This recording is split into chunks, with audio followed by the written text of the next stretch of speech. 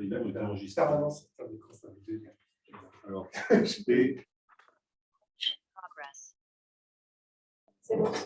good morning, everybody. So please shut your microphone so that we can use ours. Bruno, tu peux. Okay.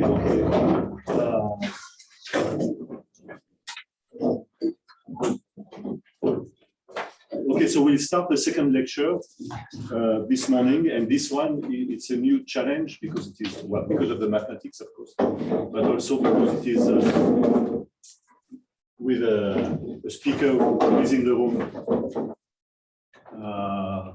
So this series of lecture will be given by Gilles Courtois, and I don't remember the title, but it's about the finiteness of Gromov hyperbolic spaces. Something similar. Okay, Gilles, tu peux y aller. Thank you very much. So, good morning to everybody. So, okay, so the topic of the course is extracted from a joint work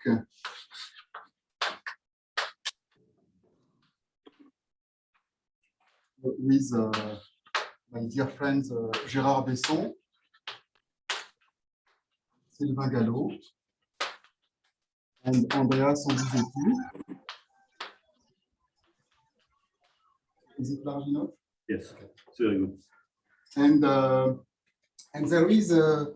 are notes of this lecture which you can find on. Salut Bruno. Which you can find on R. The number is 0322.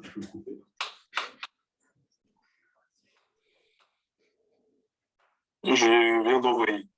Donc, je vais regarder. Bruno, tu peux couper ton micro, s'il te plaît. Bruno, tu peux couper ton micro, s'il te plaît.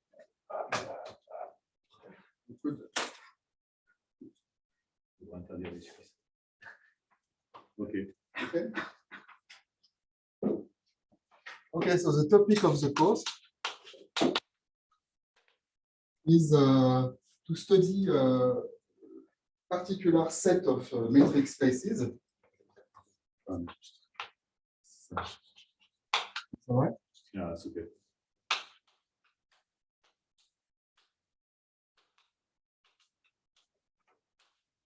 Let's say M, which will be set of metric spaces, as I said.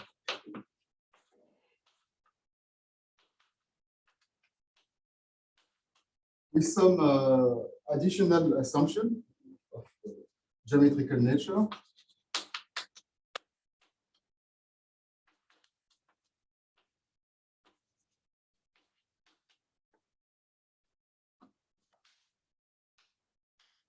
And the game will be to say that such a class has some strong constraint if I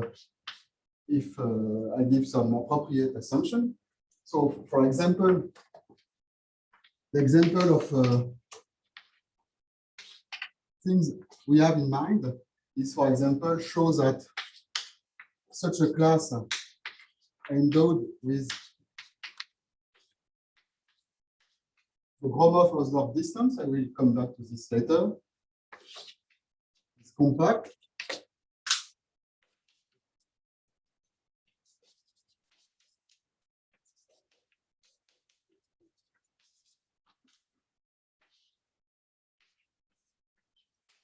Or such a set admits only finitely many topological type of underlying space. So M contains finitely many topological types. And okay, so these are the two main features we would like to study. And of course, the game will be to get the strongest restriction on these spaces with the weakest assumption here. Okay, so there are two famous results of this nature. So examples of such restriction. First one is the famous theorem of Gromov, which says that if M is a set of Riemannian manifold of dimension n,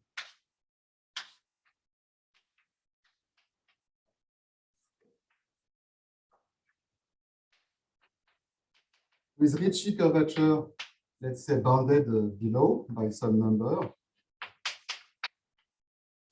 and with diameter bounded above by some constant. So these are the geometric assumptions. Then this space, endowed with the Gromov-Hausdorff distance, is pre-compact.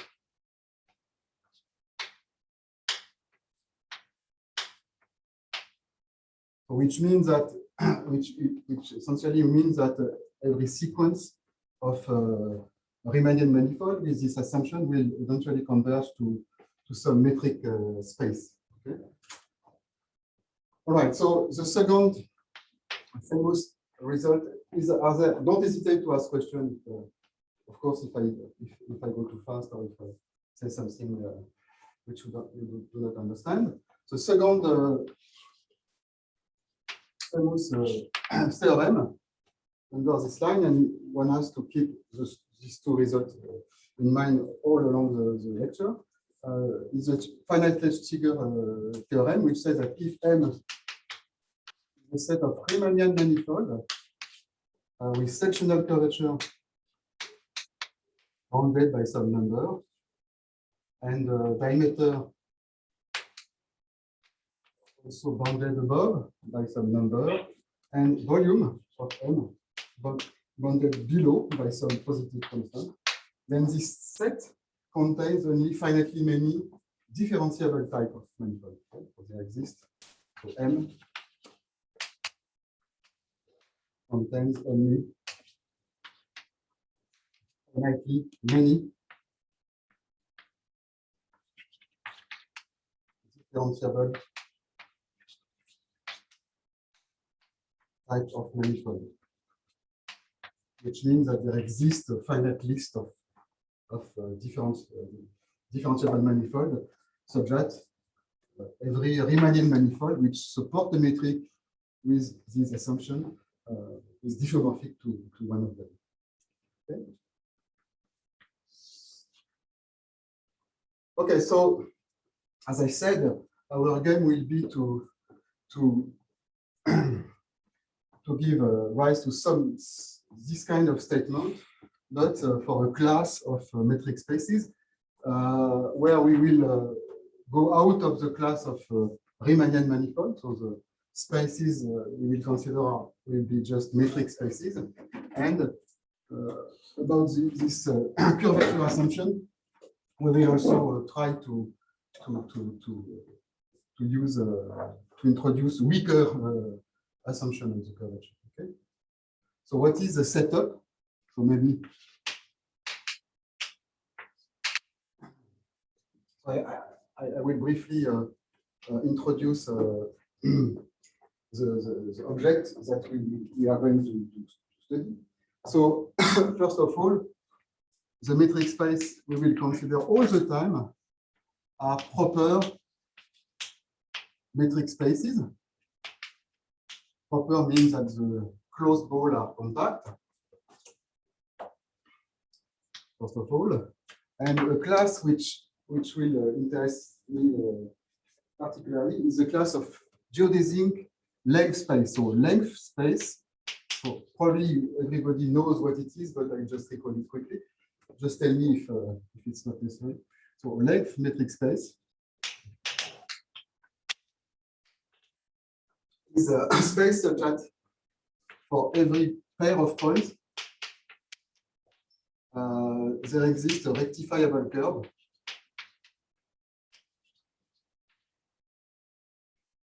C, which joins these 2 points. And rectifiables means that the length of C is finite, where the length is by definition the sup of the sum of the distance between C of Ti and C of Ti plus 1 among all subdivision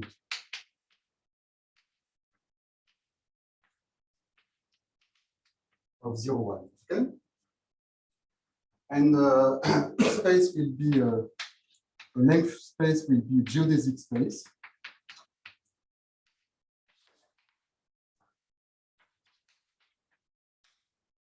If for any pair of points in this space, there exists a curve, a geodesic, let's say,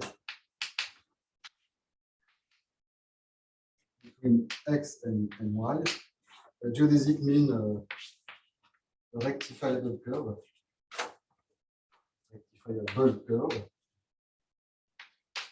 subject the length, let's say C, subject its length for the distance.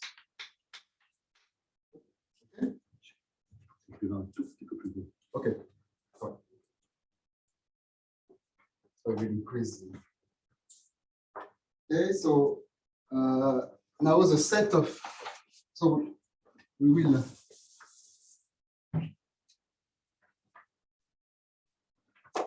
be interested by another, I mean, we don't want to look at all of geodesic metric space, but one class of particular interest for you, for us, is the following. So the Gromov hyperbolic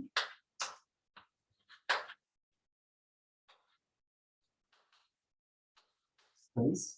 Sorry, I have to write in large scale. So we are going to consider a geodesic space, YD, and we are looking at all geodesic triangles. So for any 3 points, I am going to choose a geodesic joining the 3 points, so to come up with a triangle. And given such a triangle, I consider a tripod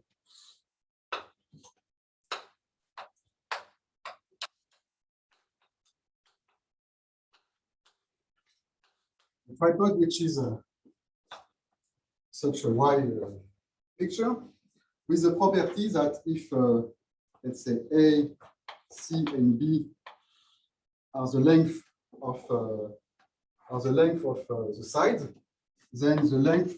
So you look at this triangle, at this tripod as a triangle, a particular triangle, a degenerate triangle, and so the length, the sides have length C, B, and A. And I claim that, and I let you verify this as an exercise. I claim that there exists a point here and a point there and over there, which divided each of the sides, let's say in the length U. So the 2 lengths here are equal. So here I call them V, and there, so it's another length, and there. Okay, and this length will correspond to U, B, and W. So the claim, the exercise is show that there exist 3 points there, or there exist U, V, and W. Given A, B, C, there exists just a decomposition,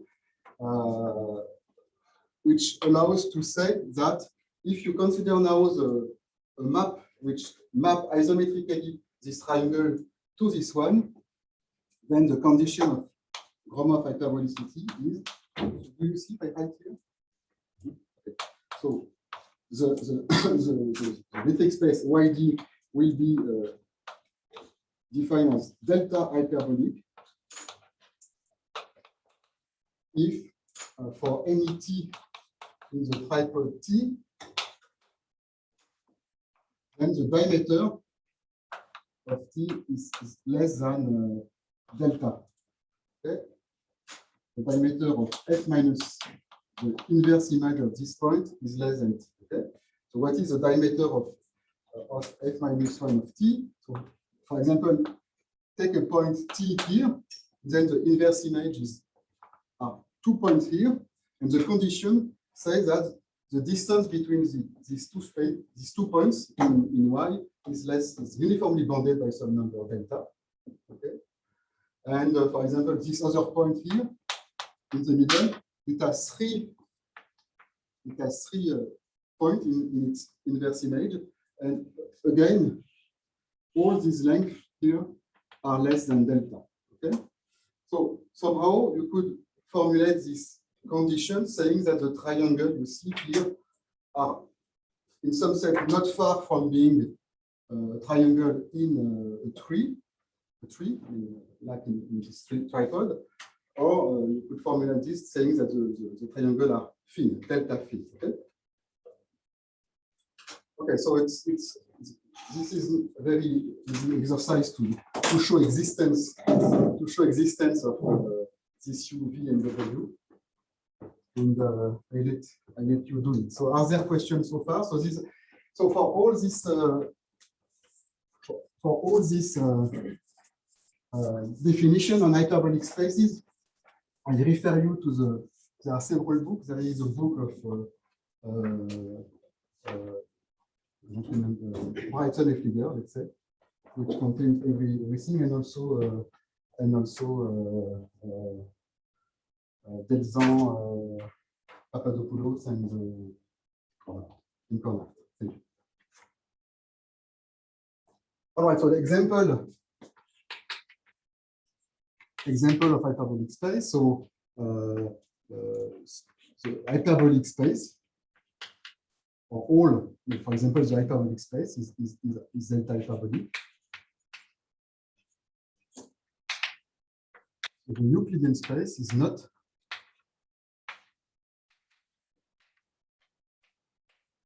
and tree, which is a graph without a cycle, it is zero hyperbolic. Okay.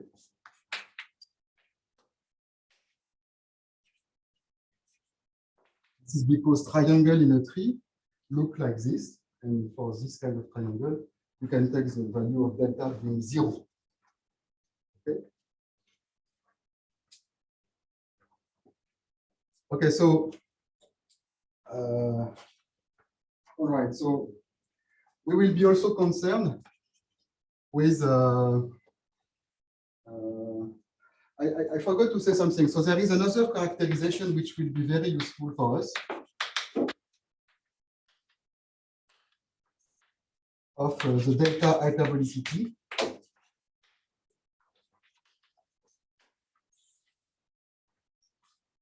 Which is a quadrangle inequality.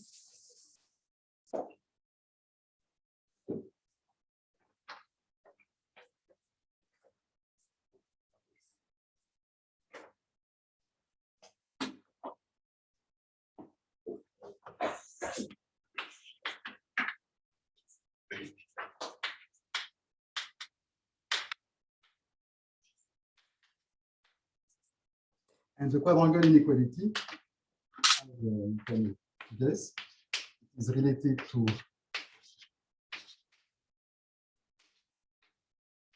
four points. So you take 4 points in your metric space, and you look at the quadrangle with its diagonals. Okay, and the quadrangle condition says that the distance between, say, x, z plus distance between y, w, so the sum of these two distances, okay, is less than or equal to the max of So the two other possibilities, so to speak, so the distance between x and y plus the distance between z and w, and the distance between x and w plus the distance between z and w. Plus that. So this condition, which is that for any quadrupole of point, one has this inequality, is equivalent to being delta eta of t. Si tu écris à cheval sur deux tableaux, ça pose un problème. Okay, I'm sorry. So, Excuse-moi. no problem. So I have to. Okay, so Il y a tout dit que ça. yeah. So people can see the full, The condition is the following. So the distance between x, z, plus distance between y, w is less than the max distance between x and y plus distance between z and w, and distance between x and w plus distance between z and y plus 2 delta.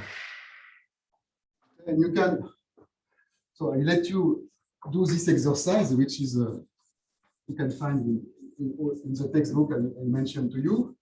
It's a good exercise to do, but you can also, maybe it's better to each time I say something on delta hyperbolic space, you can try to check this relation with delta equals 0 for a tree, for example. Okay.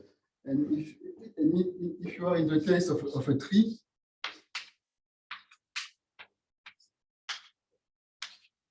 then everything can be computed because you know that there exists just one geodesic between any pair of points, and you can just look and check that this formula is correct with delta equals 0. All right. Okay, so so now our metric spaces. Let me change the notation just to, because it's fun to change. So now our geodesic metric space XD, we will equip it with a Borel measure,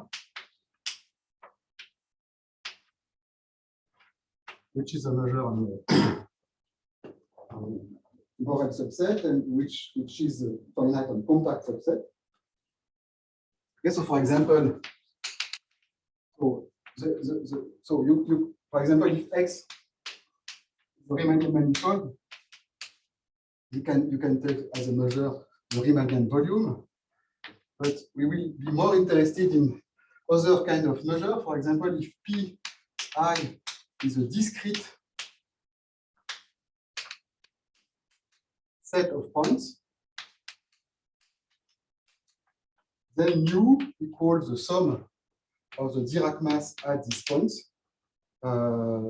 Is also a very interesting measure, and we'll come back to this in 1 minute. And also, if X is a graph, then you will choose mu to be the Lebesgue measure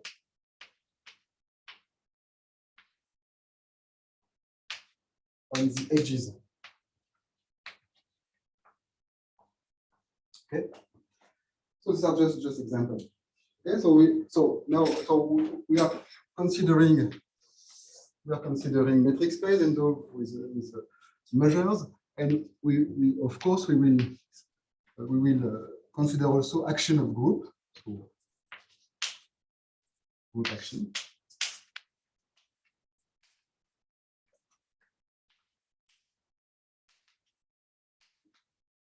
So ask the action to be proper, so I will consider proper isometric action, which means that gamma is a subgroup of the isometric group of X, and proper means that for any X, the set of gamma in gamma, so that the distance between X and gamma X is less than R. It's final, okay? Cardinal of this set is final. Okay, and given such an action, there will be a very interesting measure, which will be the counting measure. So the counting measure is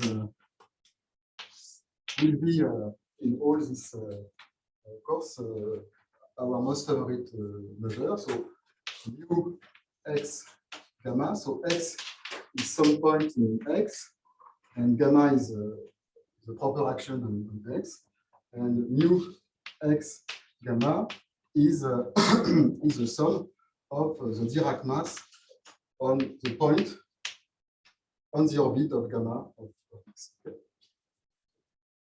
Gamma is, you look at the orbit of x, so x is somewhere in the space. The orbit is discrete because the action is proper, and and you come up with this measure. And if you look at and to this counting measure is associated the counting function.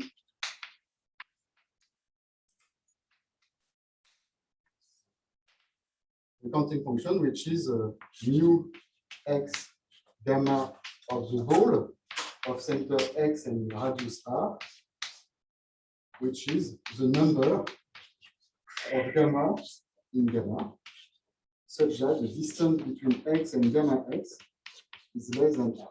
Okay. Can you see here?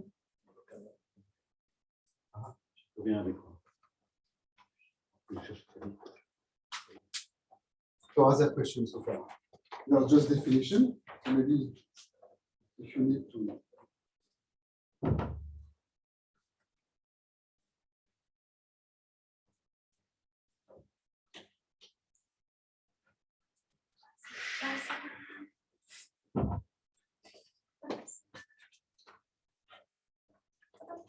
Ah, merci. Qu'est-ce qu'il faut faire? Redémarrer la vidéo. Mais ça, je ne sais pas faire.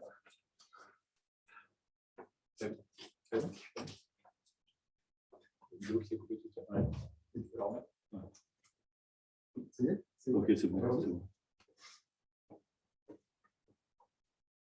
Okay, so all right, so now maybe I switch a little bit. I recall you. So the last part of this lecture will be devoted to proving in this context of metric space, of delta hyperbolic metric space, an action of group on this metric space, version of the Bishop-Gromov inequality. So let me just recall you what the Bishop-Gromov inequality is in the context of Riemannian manifold.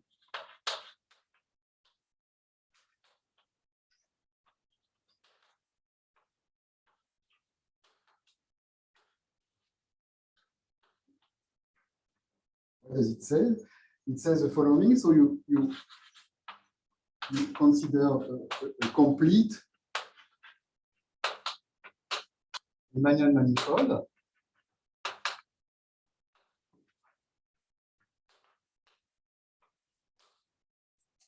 Okay, and you assume that the Ricci curvature of M is larger than maybe I don't want to change my notation. Okay, so n-1. So n is a dimension. So n-1 lambda. And so lambda is some real number. Okay. And and you now consider the volume with respect to the Riemannian volume. So here you have a canonical volume associated to this data, and you consider now the volume of some ball. So x is some point in M, and you consider the ratio between the volume of a ball of center x and radius r divided by the volume. So this is the volume with respect to G, and now it will be the volume with respect to G lambda. So I will explain what it is in 1 second. So B lambda of R. So what is B lambda of R? So maybe here. So I will call M lambda to be the simply connected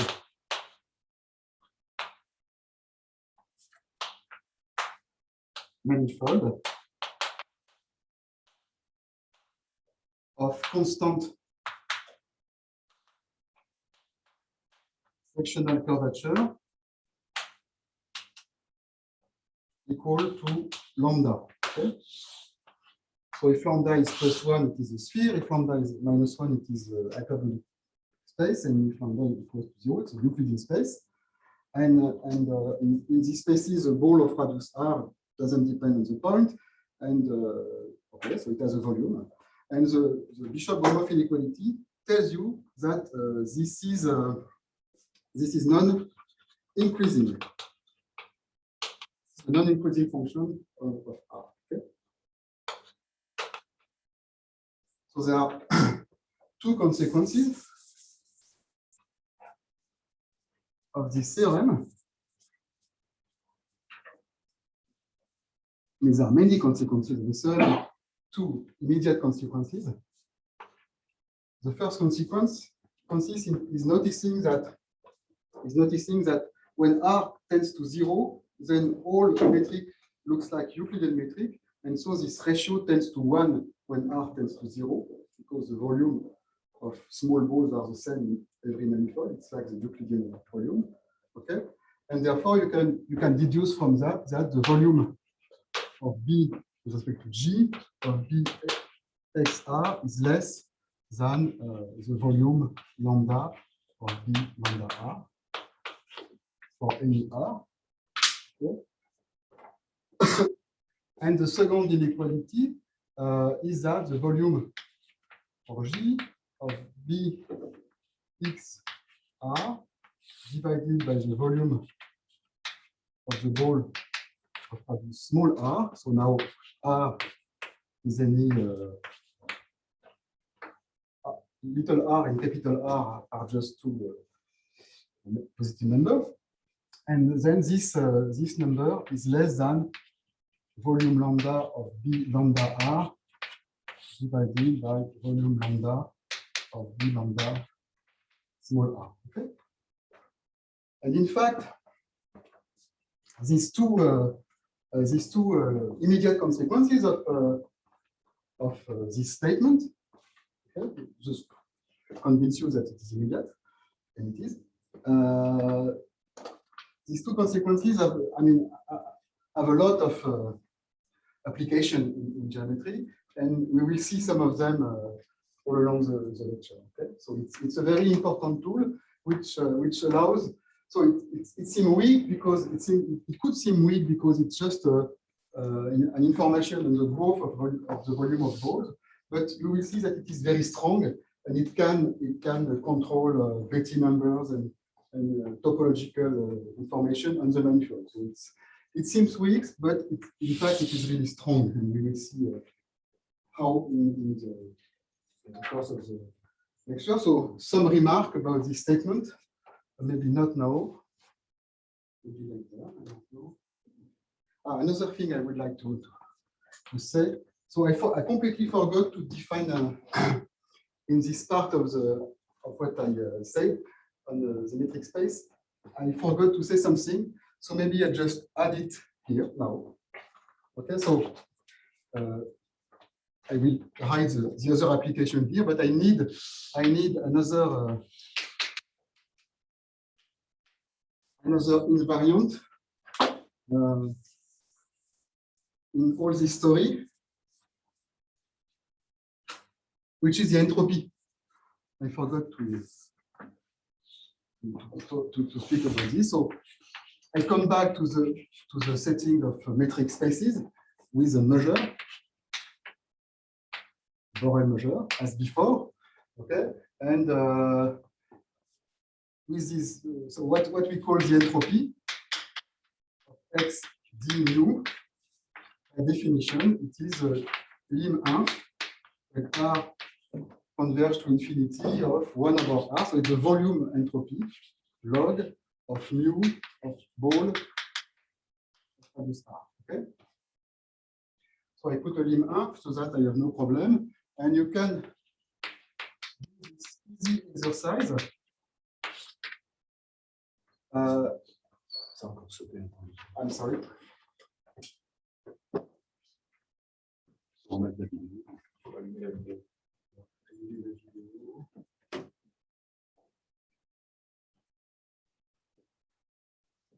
À gauche. Ah oui. Normalement, il faut le voir. Bon. Je ne sais pas pourquoi elle saute. Ouais, c'est bizarre. C'est bon? Okay. So, exercise. Now, if you have a proper action on each d mu, so this symbol means that gamma acts isometrically and also preserving the measure. Okay, so gamma preserves the measure mu, and if there is a proper group action preserving the measure on x, and if x not gamma is compact, then this lim 1 is actually a limit. Okay, then lim 1 equal limit. Okay, so I didn't say that in this definition you have to check that what you are computing here is independent of the choice of the base. Okay, it is also an easy exercise. Okay. So, are there questions so far? So, if not, I add the remark I wanted to do about as a consequence of the Bishop-Gromov inequality. So now, if M is a Riemannian manifold with Ricci larger than n minus 1 lambda, then the entropy. Think of M as a complete non-compact manifold. If M is compact, the entropy is 0. So then the entropy of M, G. Okay, so I should say dVg here to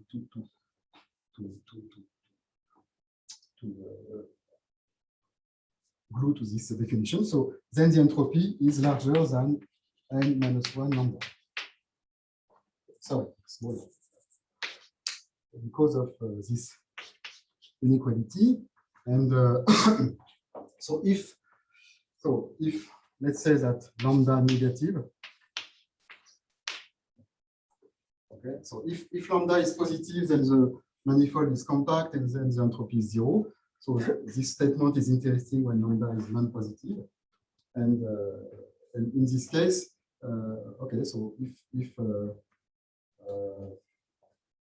let's say sorry.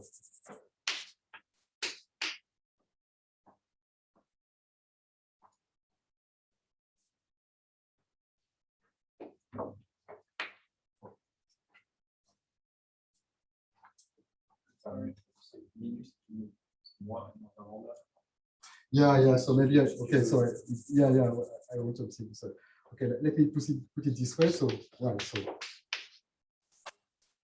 okay. So if right, and now okay. And now it's without any assumption. Okay. Thank you.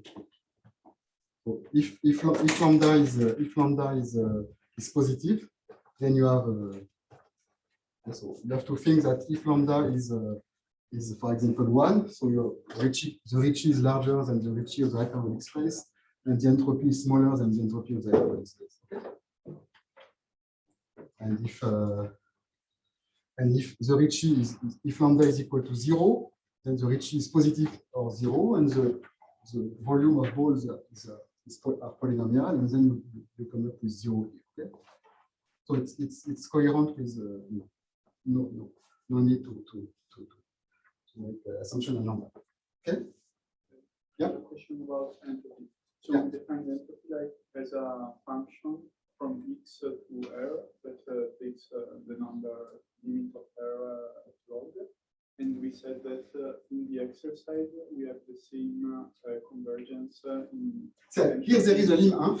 Yeah. Okay. So here there is if without any assumption you have to put the limit.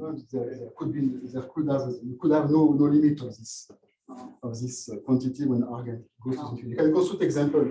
See when the geometry is highly inhomogeneous, if it changes when you tends to infinity, you construct example looking at annuli and you change the metric, and here you could have no limit, but the exercise is saying that the limit is a limit when you have a group which acts co-compact. Other question? Okay, so now I can state the main theorem of today.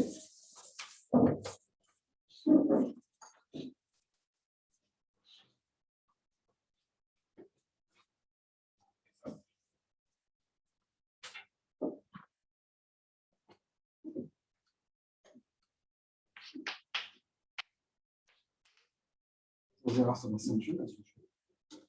So XD will be a delta hyperbolic space.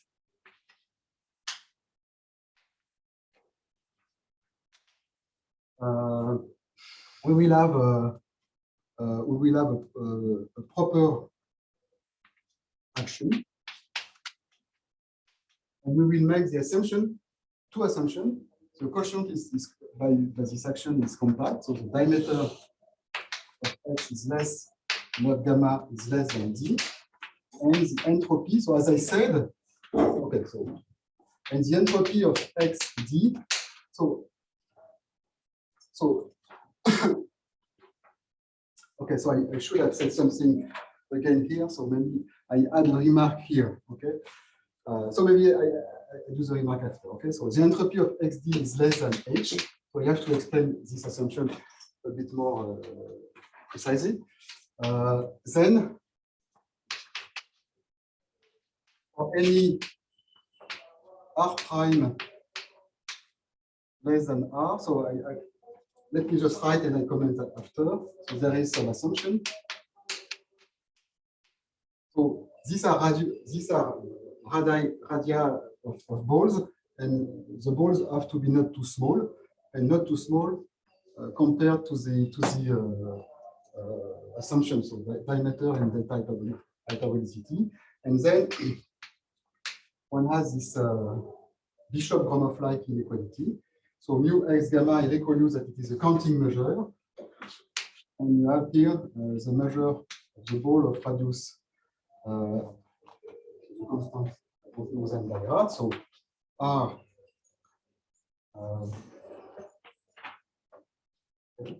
So maybe I'm sorry. So there are two statements. So now I am considering two radia, and the smallest being bigger than 10 d plus 2 delta. Gilles, there are some comments about this inequalities, which I will Okay. in a minute tell you. Yeah.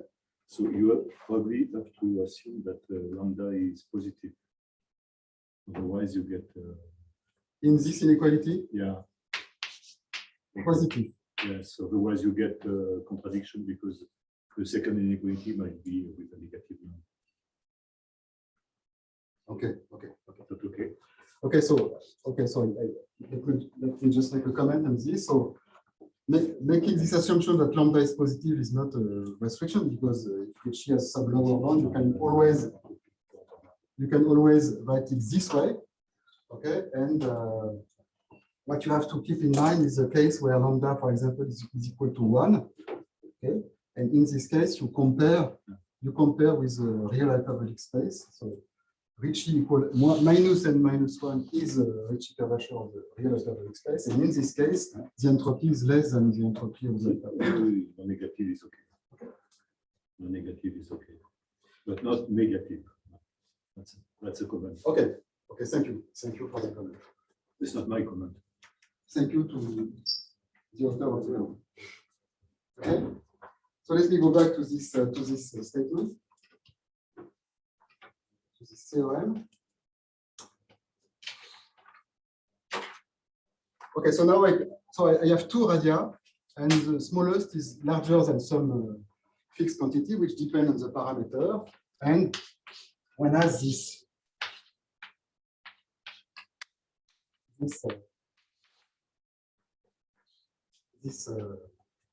Bishop-Gromov ratio, and the theorem tells you that it is less than. So there are some constant. So I will write it C delta HD, and you can make this function. Write this function as a formula. So it's not very important what is the formula, but I write it down because it's what we get. So the important thing here is that this number depends, the bound depends only on the radia that you are choosing, and also on the bound on the entropy of the space and on the diameter. Okay. Okay. So the good thing about this statement is that it goes further the case of Riemannian manifold, and so you have this assumption: the space has to be hyperbolic, and you have a group which has to act on it, and the space has to have not so large entropy. And let me just make some comment about how to compare this statement to the original one in some sense. So, as I said here, when the Ricci curvature is bounded below, then the entropy is bounded above. Okay, and therefore, imposing a lower bound on Ricci curvature is a stronger assumption than imposing a condition on the entropy. So this can be seen as a weak assumption on the lower bound on curvature. Okay? Bounded by below the entropy is like bounded by above the entropy is like bounded by below the curvature. Okay, and and we have to have a compact quotient for various reasons. Okay, and another remark that should be done here is that this estimate is absolutely non-optimal. When R tends to infinity, you can compute example. You can, for example, look at the case of hyperbolic space and look at what is here. So for the hyperbolic space, you can compute H, and you can take various radia, R and capital R and small r, and check that this inequality, of course, all, but it is in fact much better in concrete example. So it's not sharp at all, but the good thing about it is that it is true for every such in this class of metric space. Okay? This is the idea of this. Okay, so this theorem. So maybe I will spend some time proving it. So are there questions about the statement first before I start to making this proof? So I won't prove this as it is written. I will prove an easier version, and this will be an easy consequence of the one I'm going to write now. So the second theorem has the same assumption. So you start with the delta hyperbolic space, a proper action, and you assume, as usual, that the diameter x mod gamma is less than d, and the entropy of x d is less than h. Okay. Okay, and the conclusion is that for any x, for any r larger than 12 delta, then mu x gamma of dxr divided by mu x gamma of dx 5r over 6 less than 1 plus 2 EHR. Okay.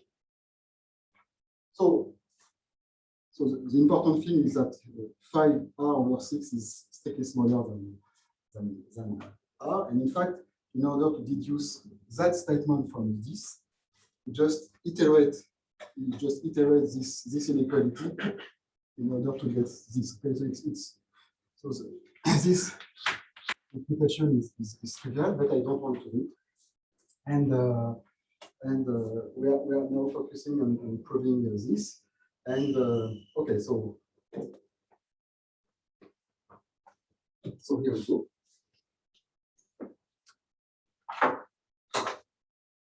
So should one, is there a break which is You can decide that there is a way. let's Make I don't know, are you tired, or maybe we can make a 5-minute break. 5-minute breaks and Okay, everybody. Je ne sais pas si on m'entend. Yes, okay, everybody. So there is a 5-minute break. So don't leave the room or any room or wherever you are. Okay, in 5 minutes would be okay. That's fine. Merci. tell me if it's not the break is Non, on en fait un. no. But you can do whatever you want. No, but change For this 90 minutes, you are the boss.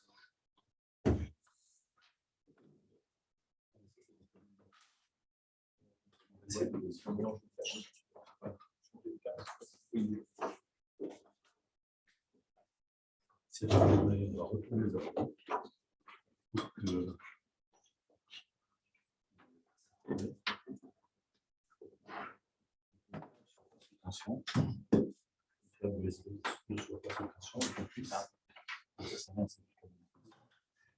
Éventuellement.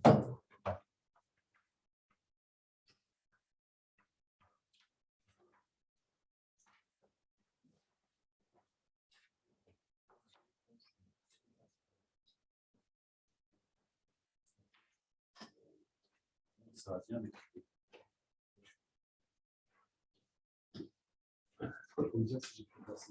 non, mais toi, je ne me gêne pas pour te dire ça. Parce que on a tendance avec la fatigue.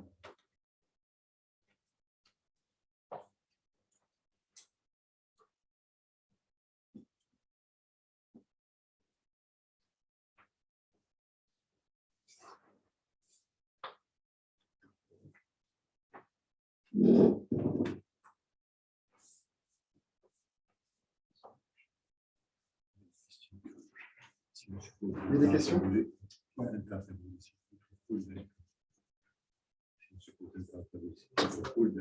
C'est un arbre.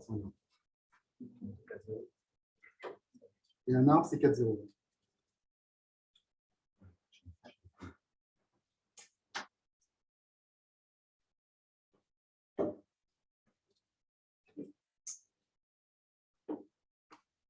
C'est bien. On va pas sur l'écran, ah oui, parce qu'on a je sur le site.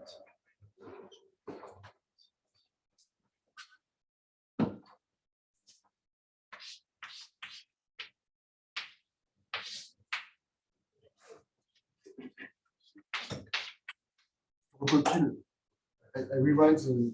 Okay. We need all the boards, so I rewrite the second theorem here.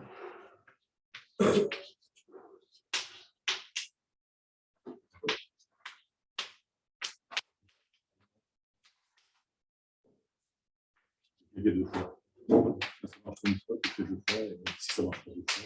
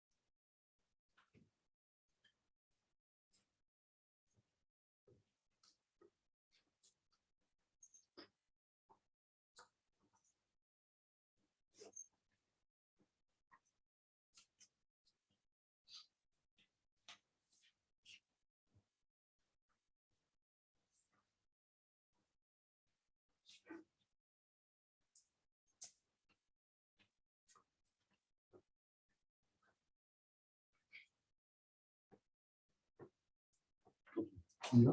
Okay, we are back to work. Okay, so I have, for those who was not here, so I have written again the theorem we want to prove now here on the left-hand side of the board. And so let's start proving this. The proof is pretty long, so I have tried to divide it into several steps. And I will try to keep the value step in this, maybe the half of this board. Okay, so the first step is some claim. The claim is the following. So in all, what follows, mu will be mu x gamma. Okay, the counting measure that we have defined. Okay, and the claim is the following. So for any r prime r, such that so the bound I have given, so r prime and r are two numbers which are larger than 12d plus 2 delta. And the claim is that for all such numbers, then one has some relation star, which is that mu, so which is a counting measure of b xr divided by mu of b x 5r over 6, which is the quantity I want to estimate in terms of the entropy here. So this term is less than the mu, the measure of b x. I will draw a picture in a minute. So maybe I need some, I don't have the right to cross. I can cross the line. You can But cross not the line, board. not the blackboard. Okay, so r plus r prime minus b, so there is a bracket here, minus b x r minus r prime over 2 divided by mu of b x r minus b x r minus r prime over 2. So as I said, this is the left-hand side of the theorem, and this is a ratio of the volume of the measure of annuli. Okay, so let me just draw a picture maybe here. So, so So here I have X, here I have the radius, so you have 3 concentric balls. Okay, so the smallest is of radius R minus R prime over 2. The second one is of radius R, and the third one is R plus R prime. Okay, and so this quantity, in fact, measure the growth of how annuli are growing when you change radii. And in fact, so also in this inequality, it's good to think of R prime fixed, let's say, as it is in the statement, and R being very large. Okay, R will tend to infinity, and R is fixed. Okay, and the idea is that from this we are going to compute from this annuli. We are going to compute to make appear the entropy. Okay. So what is exactly this ratio? So the numerator, it is exactly the measure of this annulus. Okay, and at the denominator, one has a measure of the smallest.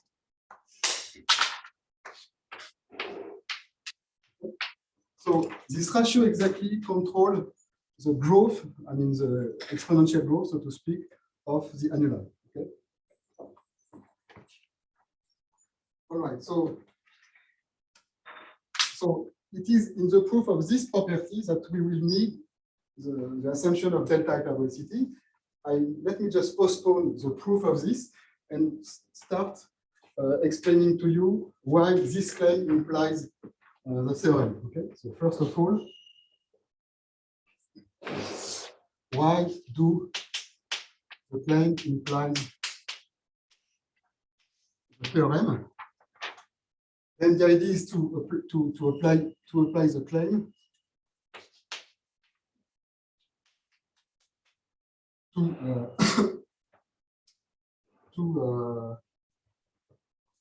okay, so let me just state the notation. So I will write AK be the volume of the measure of the ball of radius K R prime over 2. Okay. And I will also set 1 plus C being the terms that I want to estimate, the ratio between volume of ball of radius R prime. So, okay, so I think nobody has. So let me just add a prime here, okay? So there are two radii here, R prime and R, and on the left hand side, this is the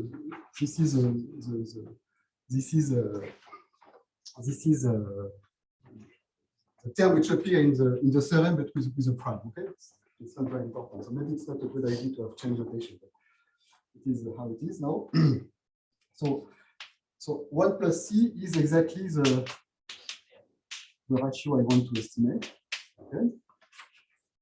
Okay, now we write, so we set this, and now we write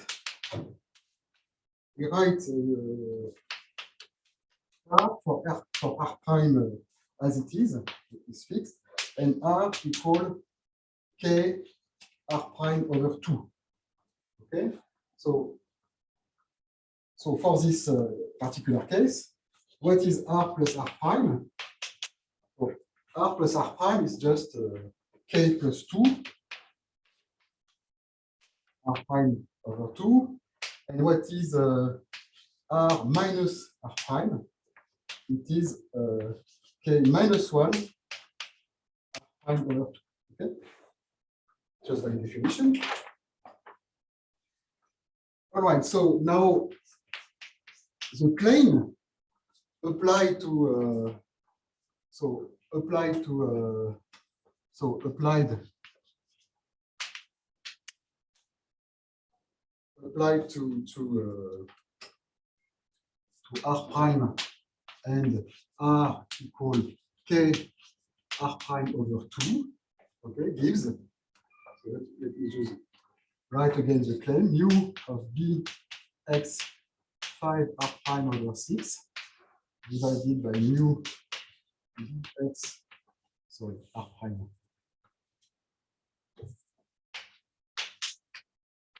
5 R prime over 6 is less than, so these are annuli, okay, so, and I have computed R plus R prime and R minus R prime, and so I come up with A K plus 2 minus A K minus 1 divided by A K minus A K minus 1. You follow me? Just okay, and this has been set as 1 plus C, okay, and therefore I come up with 1 plus C times AK minus 1 less than AK plus 2 minus AK minus 1. Okay. And if you look at this, this inequality in the eyes, what you get is AK plus 2. So you see the AK minus 1 disappear, okay? And you can put the AK here on this side. So AK plus 2 minus AK larger than C times AK minus AK minus 1. Okay, is that right? Okay. And now what you do is, as usual, just keep track of my notes just to see that I didn't. Okay. But, okay. All right. So now, as usual, I sum up for K in 2n, and you can check that you come up with C an minus a1 here, so the everything cancel, and is less than an plus 2 plus an plus 1 minus a3 minus a1. So here, when you sum up everything, you have k and k plus 2, so things appears by 2 by 2, two following terms by 2, so you come up with this. And since a is an increasing function, then you can bound this above by 2an plus 2 minus a1. Okay? Because this term is larger than this one, and the other way around. Okay? I replace A3 by E1 because A is increasing. Okay, okay? And again, iterating this inequality, you come up with a. So I iterate this, and I come up with a. I apply it to 2n, and I get a2n minus a1 larger than c over 2. So the c over 2 is coming from here to the n minus 1, an minus a1. Okay. So it's a bit of computation, but okay, it has to be done. And I could add that this is smaller than a to n. Okay. It's a bit annoying, but okay. So maybe I can erase this. And now I am done because I'm done. I can deduce from this what I wanted, because a to n,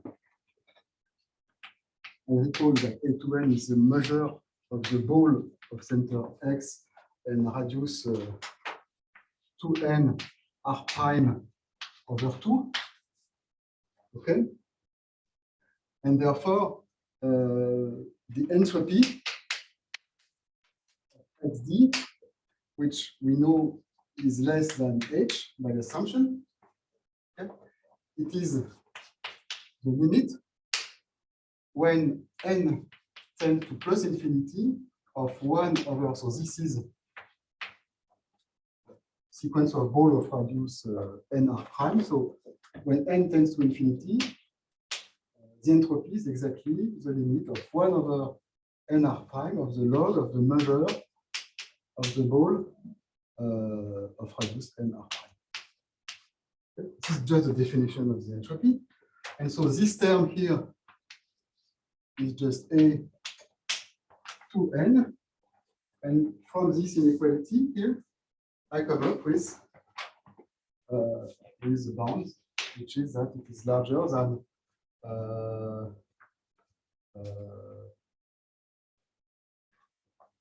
log of c over 2 plus is 1 over r prime. So the n cancel. So 1 over r prime.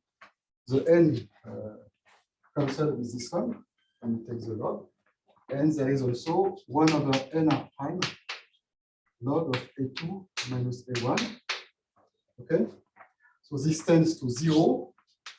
So there is some remark. There are some questions that you have to ask me now, and this is the inequality you get. And from this you deduce that C is bounded above by E to H r prime. Okay, and because of the definition of C, you come up with the fact that mu of B x r prime divided by mu of B x r 5r prime over 6 is less than 1 plus 2. So it is 1, it is C over 2 here. So we have 2 here, 2, which is what you wanted to prove. And here there is something you shouldn't be happy with, which is that I have taken the log of C and the log of A2 minus A1. And so you have to check that these numbers are positive. And I let you do this as an exercise, but the idea is that C is a ratio of two volumes, more or less, okay? And so you have to, so C plus 1, so this is C plus 1. And so you need to, in order to be able to take the log of C, you need to show that this number is strictly positive. And this is true because of the assumption on R prime, which says that in this annulus, R prime is 5 R prime over 6, there is a ball of radius D, and then we have element inside. Okay, so same thing for A2 minus A1. Okay, so you have to say something, but it's not very complicated. So so this shows that the claim implies a theorem. Okay. So now one has to show the claim. So I let the claim here, and I'm here. Are there questions? Or all right? Can I erase here?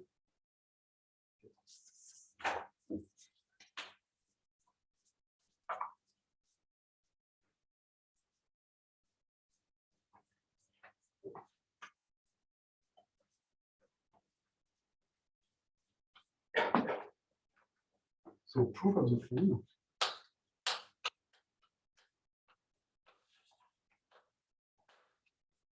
The proof of the claim will rely on several lemmas. Okay, and so the claim is here, and now I write lemma 1 here. And this lemma is a geometric lemma. It is delta hyperbolic lemma. So what does this lemma say? Let's write it this way. Okay, so it says that in a delta hyperbolic space, when two balls of different radius intersect, then the intersection is small in some sense that you can quantify. Okay? This is the idea. And so it measures intersection of both. And what are we saying here? So we have a delta hyperbolic space, as usual. One has two numbers, R and R prime, two positive numbers. Okay, and one has 2 points, X and Y, in the space. And we assume that the distance between X and Y is strictly smaller than R plus R prime. I will draw a picture in 1 second. And the claim is that the ball of center at X and of radius R intersected with the ball centered at Y and radius R prime is contained.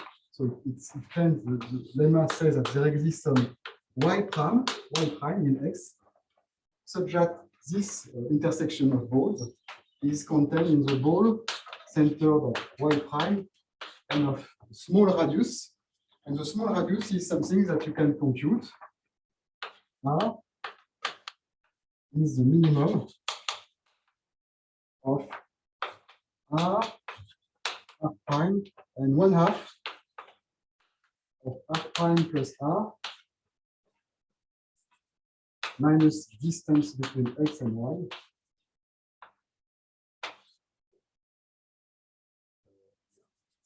plus 2 delta. Okay, so there are 3 terms, R prime, and this quantity, okay, with the 2 delta at the end. Okay. Okay, so it's a bit so okay. Maybe I can do the proof. Maybe I won't have time to finish everything. This I can prove this, okay, because it is a geometric statement. So what is the picture? So the picture is the following: you have X somewhere, and you have Y, okay, and okay. So basically there are 2 cases. So let me just assume that one radius is smaller than the other one. So okay, and so D, I will call D the distance between X and Y, and it is smaller than R plus R prime. This condition implies that the 2 balls are intersecting non-trivially. And there are 2 cases, basically. One case is when D is smaller than R minus R prime. Okay, so what does it say? It says that in this case, right, so you right, so you have R somewhere here. So it says that the ball of radius R prime centered at Y is included in the ball of radius R centered at X. Okay? Because this is D. Okay?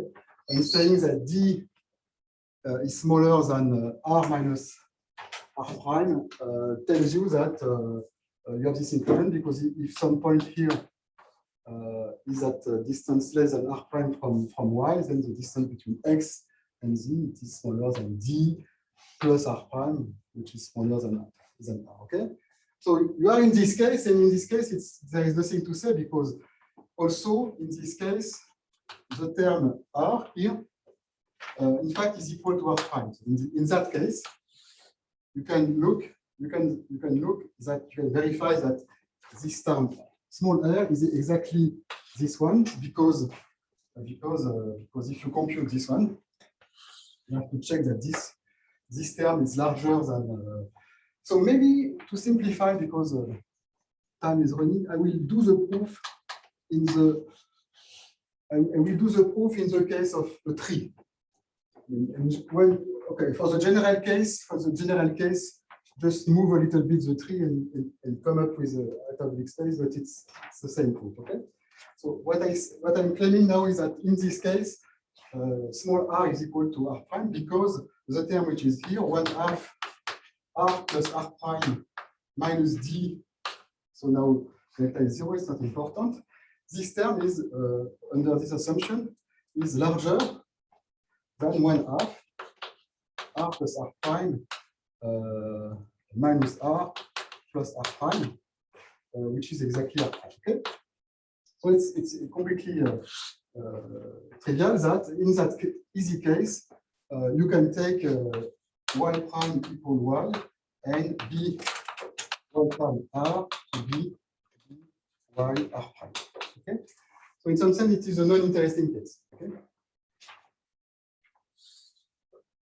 So the second case, which is the case where something happened, is a case where d is larger than r minus r prime. Okay, so in this case, small r, exactly for the same reason here, says that in this case r will be this term. The computation I have done here, when you reverse this inequality, gives exactly that r is equal to this term. Okay, this term is larger than r prime. So maybe so in this case, r is equal to 1/2 of r plus r prime minus d. Just because this term is smaller than r prime, which is smaller than r. Okay, just check it. Okay, so in this case, what is the point? So this case corresponds to the picture, to the following picture. So it corresponds to the case where you have x,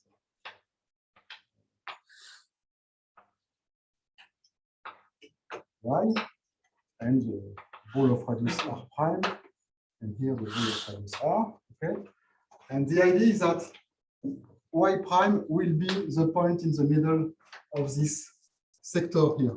Okay, so let me just write it down here.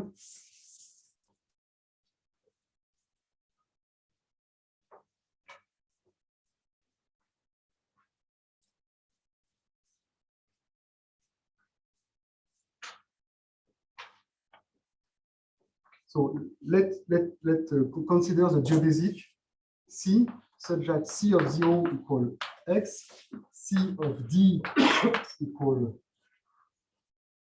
y. So this is the distance between x and y prime will be C of the middle here. And what is the middle here?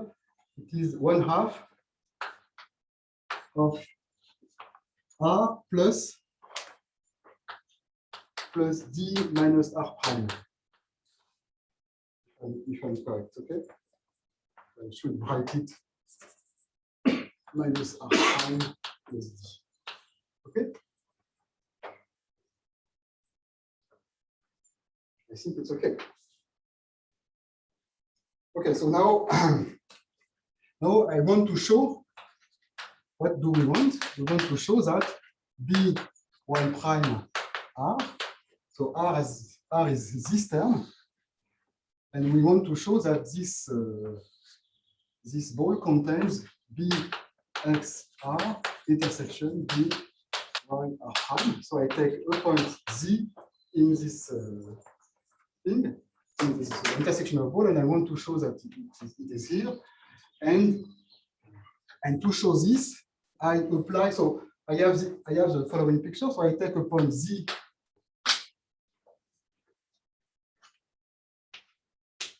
here in the intersection, and I see a quadrangle appearing here.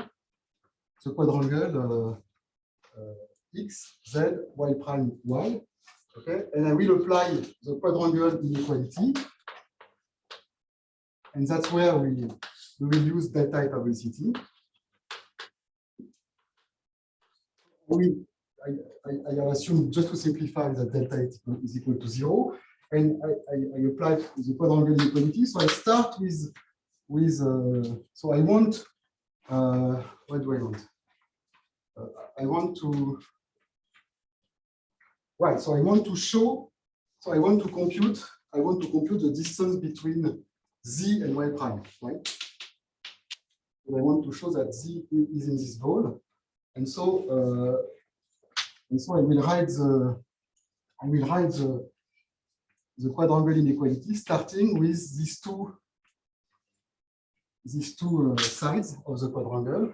And so I write d of z y prime, which is a guy I want to estimate, plus d of x y is less than the maximum of. So you have to, since the quadrangle is not, it's bizarrely written, I have to take my notes. And so what are the other thing I have not considered? So maybe here. So there is this other pair of sides, this one and this one, okay, the first one. So it is less than max of d of x z plus y prime y. And the last one, let's say the blue one, which is this one and this one. Okay, and which is distance between z and y plus distance between y prime and x. Okay. Now I look at what I have here, and so the distance between x and z is smaller than r because of the assumption here, and the distance between y prime and y, I can compute it. So it is d minus it is d. So it is d minus the distance between x and y prime, which is by definition 1/2 of r minus r prime plus d. This is for the first term here. So I just continue computing this term, and this is what? Look, it is so there is a d minus 1/2 of d. There is you come up with 1/2 of r coming from this plus r prime coming from this, and d minus plus d, if I am correct, because there is d minus. Okay, and here you compute the same way. So the distance between z and y is less than r prime, and the distance between y prime and x. Is it right? Y prime and x, it is exactly the term which is here. So 1/2 of r minus r prime plus d. Okay, and tell me if I'm wrong. So you come up with 1/2 of r. So it's r plus r prime minus 2. Where? There, where you were Here? showing your finger just before. Here, Here? 1/2 Of here it's, I would say r plus r prime minus 2. here? I would say so. Here? So it is. Yeah, so here. This formula is not correct. That's what you say. Yeah, I would interpret this right. Okay. So this point is the middle of this guy here. Okay. So this distance here is r. So y prime, so to speak, is r plus this distance here. Divide. So it's 1/2 of r plus this distance here. Okay. And this distance here is d minus r prime. So it's okay. Sorry. Okay. It's a bit confusing because there are plus minus everywhere, but it's okay. So here I come back here, and if I am correct, you come up with so 1/2 of r, which is here, plus r prime, and again plus d. Okay, the same term as here. Okay. All right, but this term, okay. So at the end, you come up with d distance between z and y prime is less than. So this term is d, and then it is less than 1/2 r plus r prime plus d minus d, which is exactly 1/2 of r plus r prime minus d, which is by definition r. Okay, so you have really shown that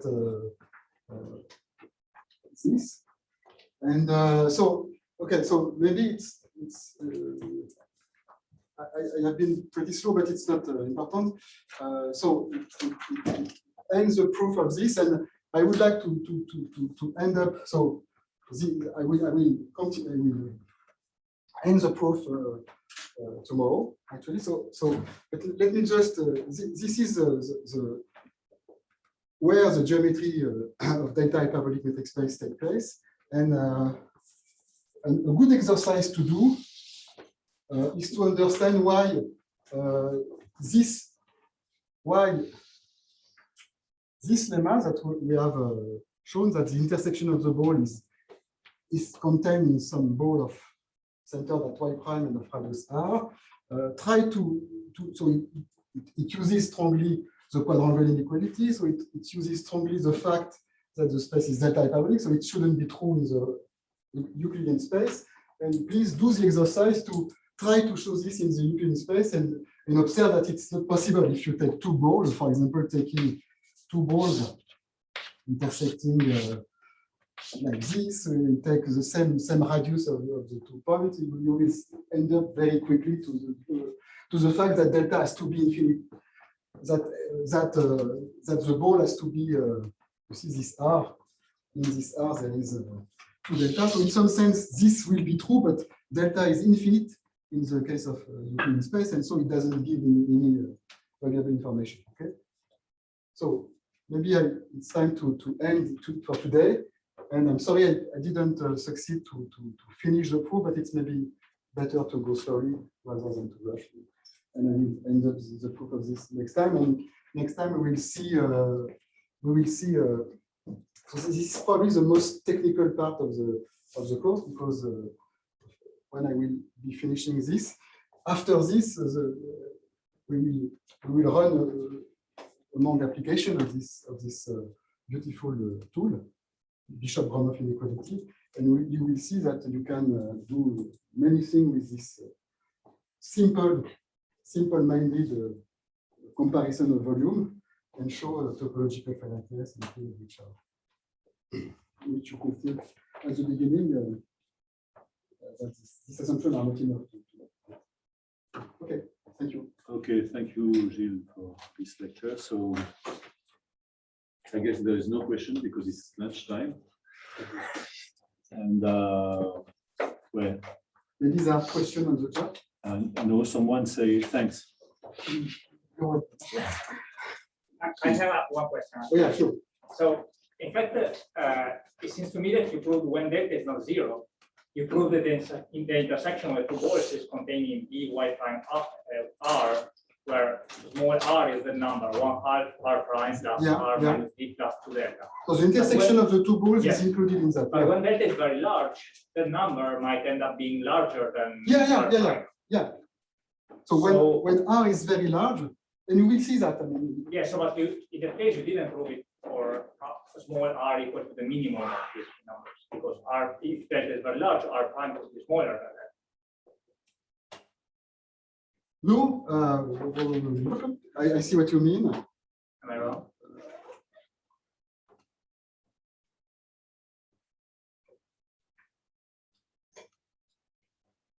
No, because you have this assumption that okay. So maybe I understand what you said, but you know that wait. You are in the case where D is larger than when D is larger than R minus R prime. Okay. Yes. So D is very large compared to. I mean, it depends. In your mind, you think of R prime being fixed, for example, and R going to infinity, if I understand well. So, but in this case, I showed that this term is smaller than this one. So here. Yeah, but without the delta. Why do you say that?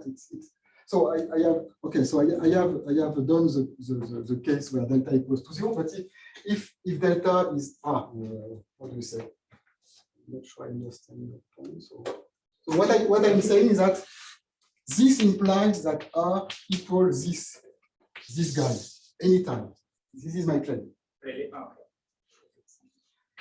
R is equal to this, and I agree that I have assumed in this proof that delta is equal to 0, but just keep, I mean, everything is the same, and in the quadrangular inequality, you just add to delta. And Yeah. It's nothing, Okay.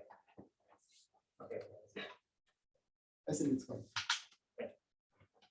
Okay, thank you, everybody. So we'll start again at Actually- 2. No, I was just also, where did you use that inequality assumption in the proof for a claim of Reyes for delta being bounded by R prime? This is a secret. This is the part that he left as an exercise. Yeah, it is, okay, so right, so it is, when I say that some quantity had to be positive, we use this. So you try to do it, and if you don't succeed tomorrow, we'll give you the answer. Yeah, I can come back to this if you tomorrow. Yeah. I have left a few things, but not that much. Okay, maybe we stop and go for lunch. It's And good. we meet again at 2 p.m. right? In the same room for the people here, and the different room for Zoom.